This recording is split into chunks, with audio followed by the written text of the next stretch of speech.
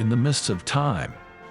Over 1,000 years ago, England was in its infancy and was not yet a country in its own right.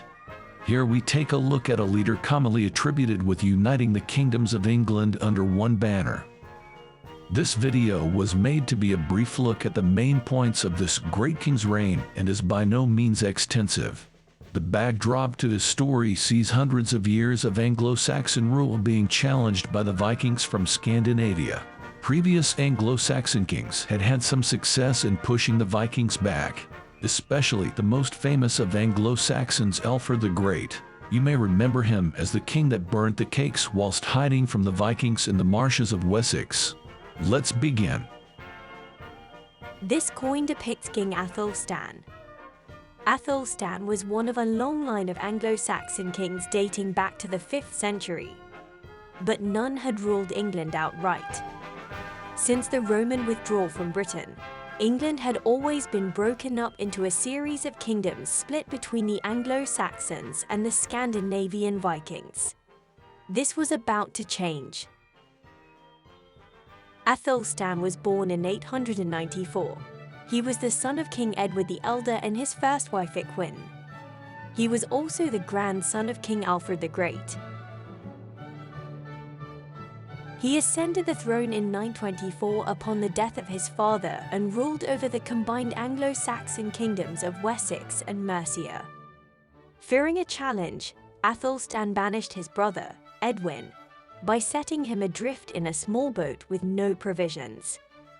Legend tells that Edwin drowned himself rather than face starvation. Regretting the whole affair, Athelstan later turned to charitable efforts, using a portion of the income from each of his estates to support the poor, and reforming the law to make it more fair and lenient on young offenders. In 927, he set his sights on the only part of England not under his rule. This was the Vikings' stronghold of York.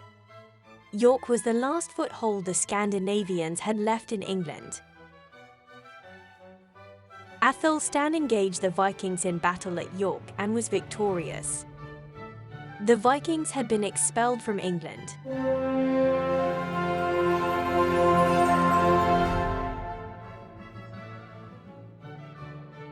King Athelstan is widely acknowledged as being the first king of a united England.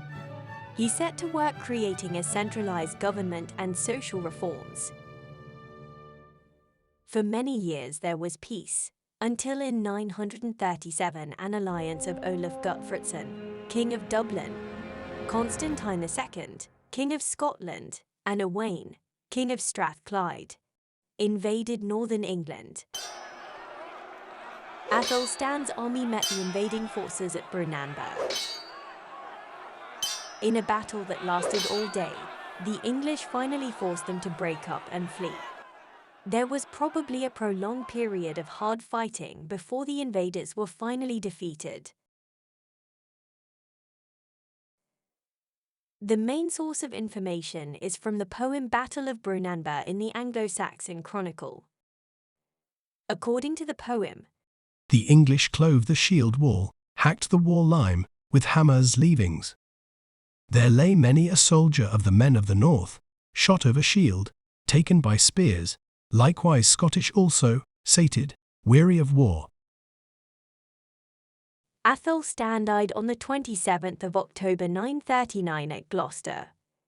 According to his wishes, he was not buried beside his father and brother at Winchester, but at Malmesbury Abbey. His skeleton was lost in the turmoil of the Reformation, but a 15th century effigy and tomb mark his burial place. His half-brother Edmund was crowned upon his death. Edmund I was murdered at a feast in his own hall, at the age of 25 in 946, after only 7 years on the throne, and his brother Edred succeeded him. After Athelstan's death, the men of York immediately chose the Viking king of Dublin, Olaf Guthfritsson, as their king, and Anglo-Saxon control of the north, seemingly made safe by the victory of Brunanburh, collapsed.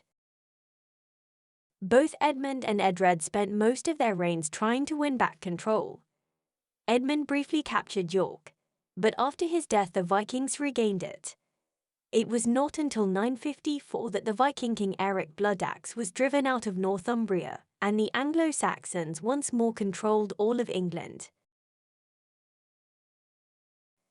King Athelstan is widely considered to be one of the greatest Anglo-Saxon kings, although he is greatly overshadowed by his grandfather King Alfred the Great.